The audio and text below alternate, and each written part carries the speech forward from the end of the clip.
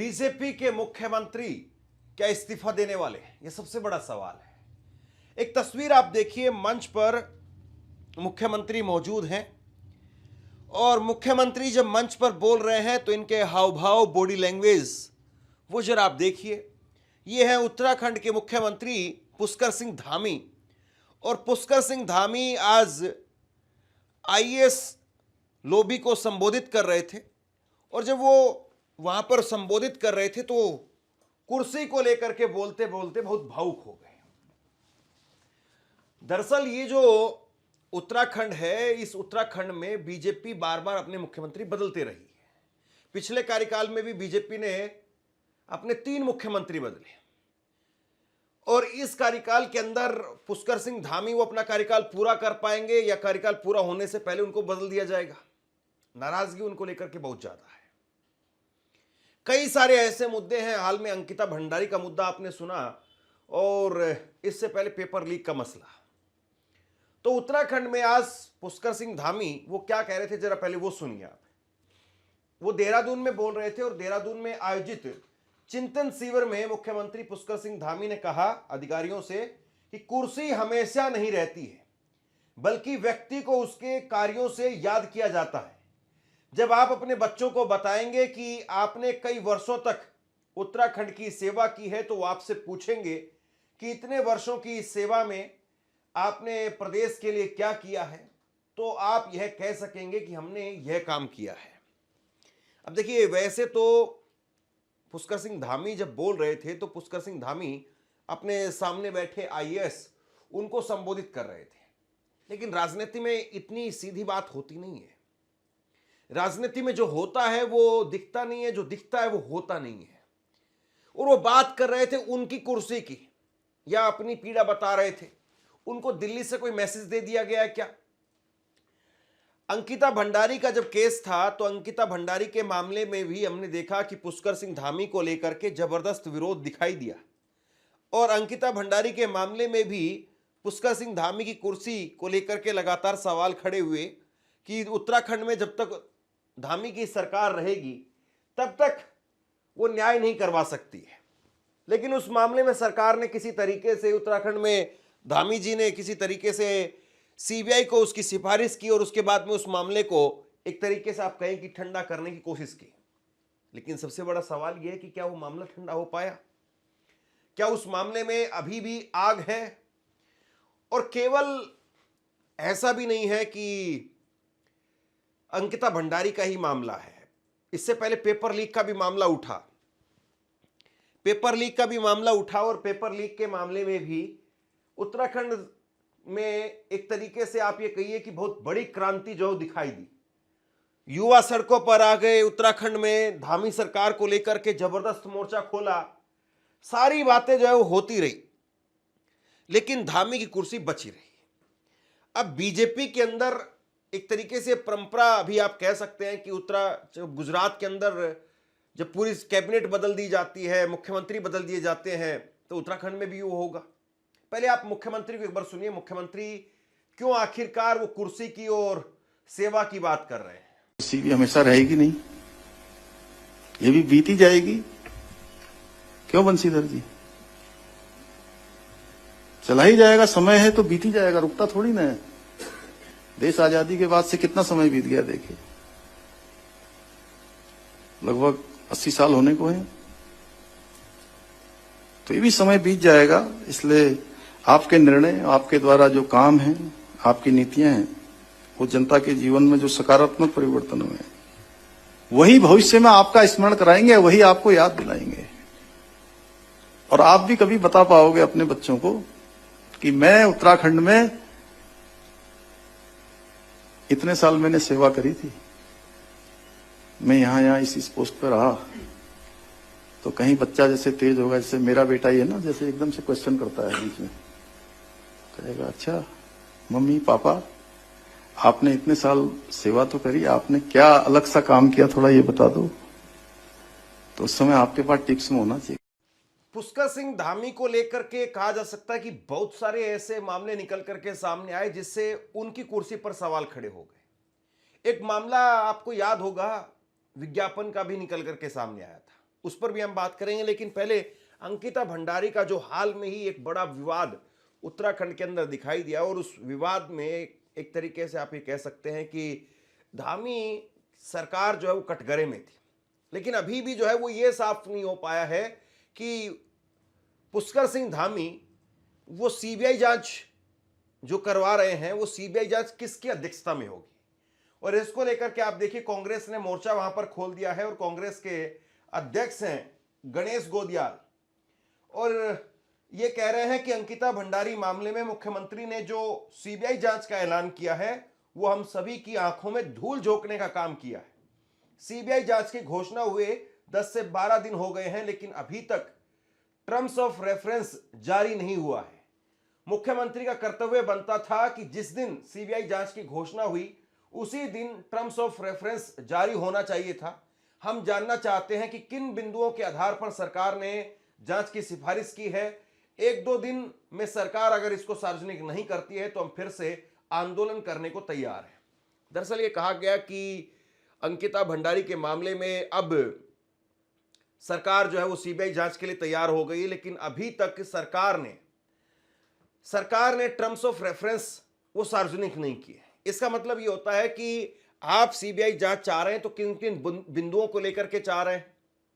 और ये सबसे बड़ी बात है कि उत्तराखंड में उस वक्त में अंकिता भंडारी के माता पिता ने सामने आकर के कहा था कि हमें सीबीआई जांच चाहिए, हमारी अगर जान भी चली जाए तो हम अपनी जान भी देने के लिए तैयार हैं, लेकिन हम ये चाहते हैं कि वहां पर सीबीआई जांच हो और पता चले कि वो वीआईपी कौन था, उस इलाके में उस वक्त में किस किस के फोन एक्टिव थे, और खास तौर पर जिस वीआईपी को लेकर के सवाल खड़े किए जा रहे थे, क्या वो आदमी वो शख्स वो भी वहां पर था या नहीं था। तो ये सारे सवाल अभी भी ज्वलंत हैं, और मुझे लगता है कि अंकिता भंडारी का मामला तो है ही है। पुष्कर सिंह धामी की सरकार पर जो सबसे बड़ा एक तरीके से आप ये कह सकते हैं जिसने डेंट लगाने का काम किया वो है पेपर लीक का मसला।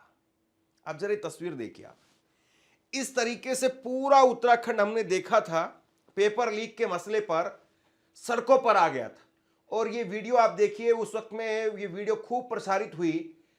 हालांकि इसमें म्यूजिक है, मैं आपको सुना नहीं पाऊंगा। इसमें गाना जो है बनाया गया, पेपर चोर गद्दी छोड़ धामी अपना रास्ता मोड़। तो ये जो गाना था, ये जो बोल थे, ये पूरे उत्तराखंड के अंदर एक तरीके से मशहूर हुए कि पेपर चोर गद्दी छोड़ धामी अपना रास्ता मोड़। और इसी धुन पर पूरा उत्तराखंड और उत्तराखंड के युवा एक तरीके से थिरकते हुए नजर आए, और पूरा उत्तराखंड वो सड़कों पर था।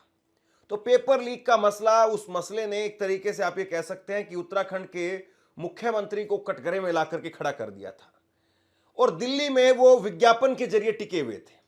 मैं दिल्ली के अंदर या फिर उत्तर प्रदेश में या फिर और दूसरे राज्यों में जब हम लोग जाते हैं तो देखते सड़कों के ऊपर विज्ञापन है।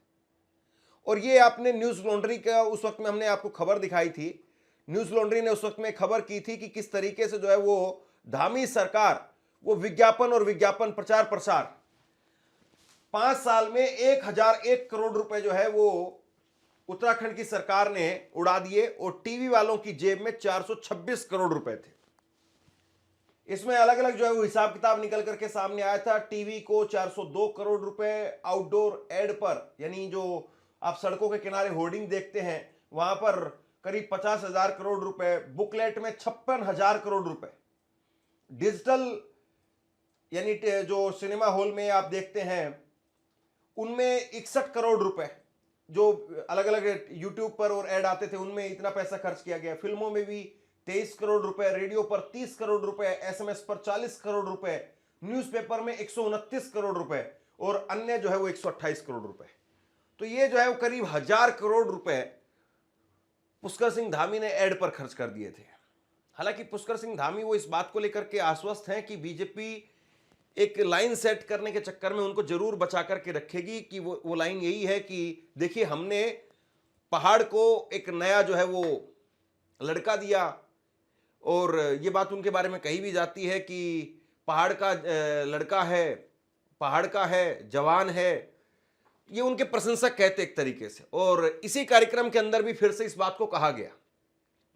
लेकिन बीजेपी के अंदर वहां पर कई गुट हैं, और ये गुटबाजी अंकिता भंडारी के मामले में साफ तौर पर सामने आ गई। सुरेश राठौड़ वो भाजपा के ही नेता थे, और दुष्यंत गौतम वो भाजपा के ही कद्दावर नेता है, महासचिव है उल्टा। लेकिन उन दोनों की कलह में और बीजेपी पूरी तरह से फंस गई। और इसीलिए कहीं ना कहीं जो पुराने मसले हैं, चाहे पेपर लीक वाला है, चाहे अंकिता भंडारी का मसला है, एक अभी अब मुद्दा निकल करके सामने आया था एंजल चकमा, उनकी हत्या कर दी गई, उनको पीट पीट करके मार दिया गया, चाकू उनकी पीठ के अंदर घोंपे गए थे। एंजल चकमा का विवाद, तो कई सारे ऐसे विवाद रहे जो उत्तराखंड के अंदर पुष्कर सिंह धामी के माथे पर एक तरीके से मढ़े गए। कई सारे ऐसे आरोप रहे। केदारनाथ के अंदर आप याद करिए, सोना चोरी का जो मसला था वो भी एक तरीके से सरकार की किरकिरी साबित हुआ। और उस वक्त में भी शंकराचार्य अभिमुक्तेश्वरानंद सरस्वती उन्होंने खुल करके मोर्चा खोला था।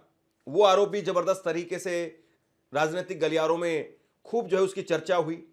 इसके बाद में आपको याद होगा धराली की आपदा आई और उस आपदा को लेकर के भी सरकार कटघरे में थी। वहां पर बचाव कार्य, राहत का जो कार्य था वो काफी देरी से पहुंचा।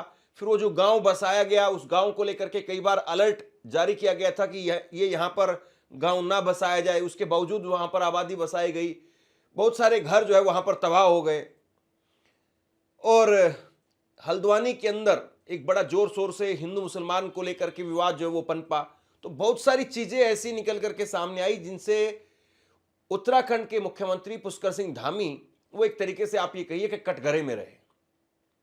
अब उत्तराखंड में अगर पुष्कर सिंह धामी को बदल दिया जाए ये तो कोई बहुत आश्चर्य वाली बात नहीं होगी। हमारे एक साथी हैं, हाल में ही उत्तराखंड की यात्रा करके आए वो, और उत्तराखंड के ही हैं, और उन्होंने कहा कि मैं उत्तराखंड में गया तो उत्तराखंड में एक नाराजगी देखने को मिली।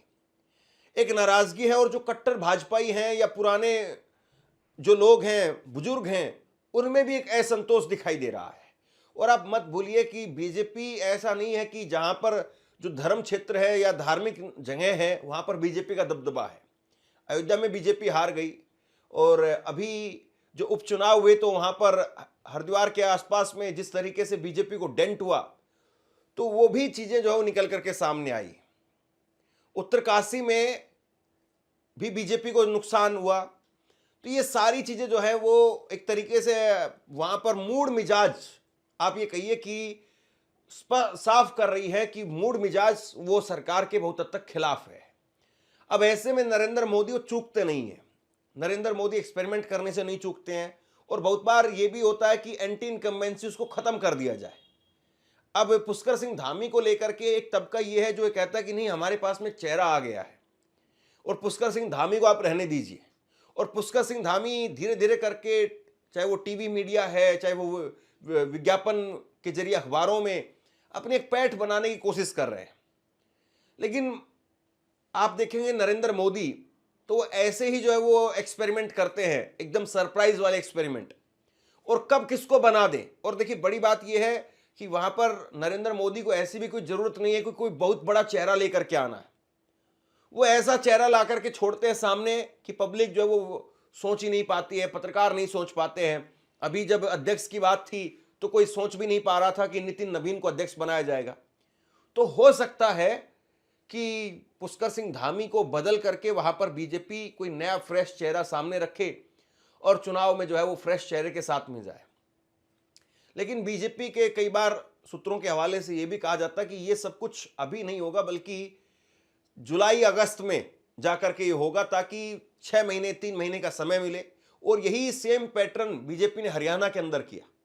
हरियाणा में मनोहर लाल खट्टर थे, फिर से मनोहर लाल खट्टर को बनाया, लेकिन खट्टर को लेकर के बहुत नाराजगी हो गई।